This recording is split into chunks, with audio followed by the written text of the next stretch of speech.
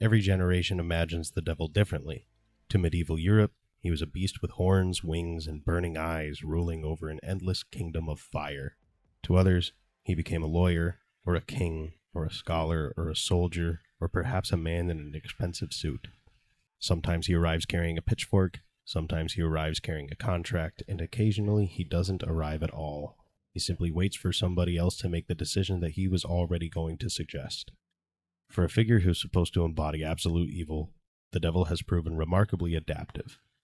The devil has never remained static within literature and media. He evolves alongside of us, quietly changing shape as our anxieties change with the century. The Satan who haunted medieval monasteries could never have existed in 20th century America, just as the devil imagined by Cormac McCarthy would have never made sense to John Milton. To see this evolution, I want to look at 4 different works that couldn't be any more different from each other.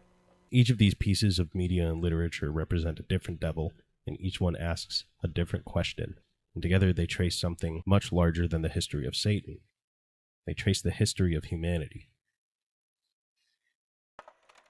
When John Milton published Paradise Lost in 1667, he intended to write an epic that would, in his own words, justify the ways of God to men. It was an enormous undertaking, blending scripture, classical poetry, politics, and theology into one of the most defining works of English literature.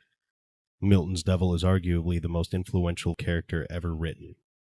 Nearly every charismatic antagonist that follows owes something to Milton.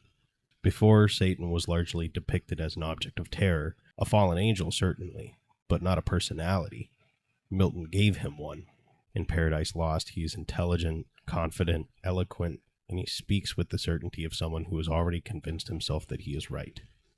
After being cast from heaven, he looks upon the burning landscape of hell and declares that it is better to reign in hell than to serve into heaven.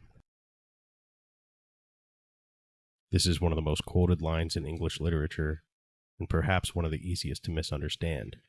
Milton here isn't celebrating rebellion, he's showing us what pride looks like when it becomes incapable of admitting defeat. Satan has lost everything. His home, his purpose, his place beside God. Yet instead of accepting reality, he rebuilds it in language. Hell becomes a kingdom instead of a prison, exile becomes independence instead of punishment, failure becomes a noble sacrifice rather than the consequence of his own choices. He doesn't merely deceive others, he deceives himself. It's no coincidence that readers have been fascinated by Milton's Satan for centuries. William Blake famously argued that Milton was, quote, of the devil's party without knowing it. Whether that's true is besides the point. What matters is that Milton wrote a villain so psychologically complete that generations of readers have found themselves understanding him, not agreeing with him. There's a difference. That's not the same thing, because evil rarely introduces itself as evil. It introduces itself as a justified response to an unbearable injustice. Milton understood that more than 300 years ago, and the devils that followed would only become more human. For most of the which, the devil appears to be almost entirely absent. The film follows a Puritan family banished from their plantation and forced to survive at the edge of an immense New England forest. The father of the family believes God is testing him. The mother mourns the loss of their infant at the hands of Thomason. Children become increasingly suspicious of one another. Crops fail, hunger grows, and faith begins turning inward until it becomes almost impossible to distinguish devotion from paranoia. What's remarkable is how little the devil actually does. The family already seems to be tearing itself apart long before Satan ever speaks. That's one of the reasons I feel this film is so great. Sometimes evil doesn't need to kick the door down. When Black Phillip finally reveals himself, the scene lasts only a few minutes. There's no explosion, there's no transformation into a towering demon, only a calm voice emerging from the darkness. Wouldst thou like the taste of butter, a pretty dress? Wouldst thou like to live deliciously? It isn't necessarily a temptation, it's more of a question. Black Phillip never invents a desire Thomason didn't already possess. He simply recognizes what years of fear and isolation have buried underneath obedience. She wants freedom and dignity, and she wants a life that belongs to her. She wants a pretty dress. This is what makes the witch's depiction of Satan terrifying. He doesn't create these desires, he just recognizes that these desires sit beneath our skin. After everything Thomason has endured throughout the film, the promise of another life doesn't sound sinful, it sounds merciful. The most upsetting thing is not that we watched Thomason trade her soul for evil, but because we understand exactly why she made that decision. I think it's important to mention that originally I had intended for Judge Holden from Blood Meridian to have his own full chapter in this video. But the more I worked on this video, the more I realized how difficult Blood Meridian is to translate into compelling visuals. There isn't a film adaptation to draw from, and I didn't want to reduce one of literature's most foreboding characters to a handful of static illustrations or AI-generated images. So I made the decision to remove that section from the finished edit.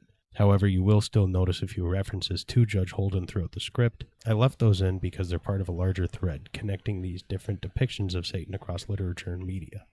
Even without his own chapter, I believe that Judge Holden belongs in this conversation. The Coen brothers never suggest that Chigurh is literally Satan. Cormac McCarthy doesn't either. The judge and Chigurh are both just men. Chigurh more so than Holden.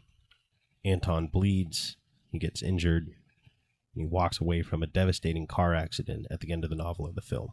But when watching, he feels almost supernatural. Chigurh moves through No Country for Old Men as though he has stepped outside of ordinary morality. He doesn't view himself as making decisions, he believes that he's merely carrying them out. Again and again, he tells his victims that they have arrived at this moment long before they ever met him. One of the most famous scenes in this movie, and perhaps in modern cinema, takes place inside of a small Texas gas station. A bewildered clerk chats casually with Chigurh, completely unaware that his life is hanging on an invisible thread. Then Chigurh places a coin on the counter. Call it. Call it, yes. The man doesn't understand. Or what? Just call it. Chigurh insists. You know what date is on this coin? No. 1958. It's been traveling 22 years to get here. And now it's here. And it's either heads or tails. And you have to say, call it. To us, this sounds absurd, but to Chigurh, he truly believes this. The coin doesn't decide who lives, it merely reveals what was always going to happen. Like Milton's Satan, Chigurh possesses absolute certainty. Like Judge Holden, he believes that the world follows rules that ordinary people refuse to see. But unlike either of them, he almost never argues. He simply waits. Victims justify themselves, plead, negotiate, explain, but Chigurh remains unmoved. He doesn't need to persuade anyone. He believes that the universe has already done that for him.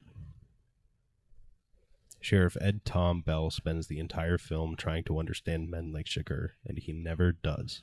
By the end, Bell retires not because he has been defeated in a gunfight, but because he realizes that the world has become something that he no longer recognizes.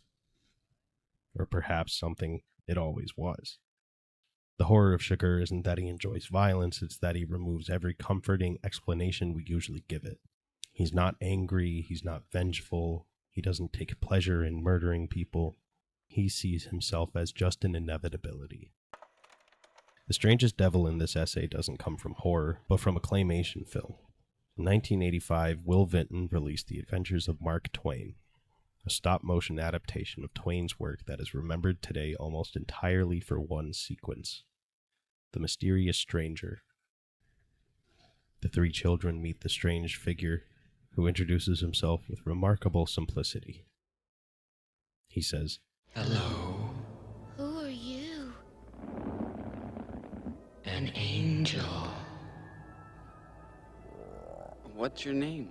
Satan." Uh-oh. He doesn't shout or threaten, or even look particularly frightening. He looks like a man of confident authority. He wears armor. He stands like a soldier. He smiles. He speaks softly. Then he begins to play with the children, creating tiny people from clay. They create an entire civilization where they dance and celebrate and build and live. And the children watch with delight. Then, without warning, Satan begins to torture them and crushes them beneath his hand. Not out of anger or cruelty, but simply because he can. When the children protest, he seems genuinely confused. They were only clay. He can make more. This version of Satan is unlike any we've discussed. Milton's Satan rebels, Judge Holden explains, Black Phillip tempts, Chagurd judges, but the mysterious stranger barely notices them. Near the end of the sequence, he delivers one of the most unsettling speeches from a children's animated film. Life itself is only a vision, A dream. Nothing exists. save empty space, and you Are but a thought. He says nothing exists. All is a dream. God, man, the world, the sun, the moon, the stars, a dream. Nothing exists save empty space. And you. And you are just a thought. Whether those words came from Twain himself or from later adaptation hardly matters. What matters is the feeling that this isn't religious horror, it's existential horror. The possibility that humanity occupies far less significance than it desperately wants to believe. There is no war against heaven, no temptation, no elaborate philosophy, only indifference. Maybe one of the quietest devils put on screen. It's certainly one of the loneliest. Looking across these stories, something becomes impossible to ignore. The devil changes constantly. Milton imagined a brilliant revolutionary whose pride made him incapable of admitting defeat. Cormac McCarthy imagined a philosopher who believed violence was the highest expression of order. Robert Edgers imagined a whisper that offered freedom to someone who had never been allowed to choose her own life. The Coen brothers imagined a man who treated fate as though it was mathematics. Will Vinton imagined a being so far beyond humanity that our lives carried no more weight than figures sculpted from wet clay. After looking at 5 interpretations of the devil over 5 centuries, I don't feel like any of them are particularly outdated. And maybe that's because they were never really about Satan, but they were about us. Milton lived through a revolution, watching kings rise and die. McCarthy wrote in the shadow of the American frontier and the atomic bomb. Edgers looked back at religious extremism through the lens of modern psychology. The Coens explored a world that increasingly felt random and morally indifferent. Each generation gave the devil a new face because each generation feared something different. And the strangest thing about the devil is that after thousands of years of stories, after countless paintings and poems and novels and films, we still have not agreed on what the devil looks like. But we have learned something else.